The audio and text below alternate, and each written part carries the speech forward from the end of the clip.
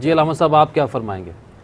جی ہاں، یہ تدوین قرآن کے حوالے سے بسم اللہ الرحمن الرحیم موضوع چل رہا ہے۔ صحابہ کرام رضوان اللہ تعالیٰ عنہم اجمعین کی زندگیاں جو ہیں اگر ہم دیکھیں تو انہوں نے قرآن حکیم فرقان مجید سے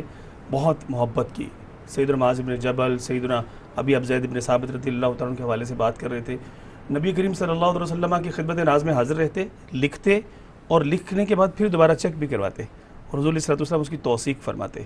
یہ سلسلہ پھر قرآن کو سینوں میں حفظ کرنے کے حوالے سے حضرت عبداللہ ابن عمر، حضرت عبداللہ ابن عباس رضی اللہ تعالیٰ عنہم،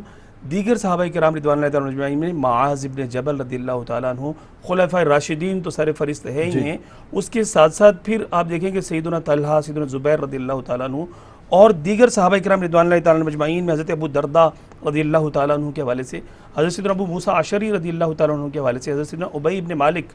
ابی ابن کعب رضی اللہ تعالیٰ عنہ کے حوالے سے خصوصیت کے ساتھ ملتا ہے کہ وہ بہت خوبصورت تلاوت کرتے اور حضور صلی اللہ علیہ وسلم ان کو بلا کے ان سے قرآن کی تلاوت سنا کرتے۔ حضور صلی اللہ علیہ وسلم باقاعدہ صحابہ سے کہتے کہ مجھے قرآن سناؤ، صحابہ کرام ان کو سناتے اور پیارے آقا صلی اللہ علیہ وسلم سنتے، اور یہاں تک کہ حضور صلی اللہ علیہ وسلم فرماتے کہ جو اشعری ہیں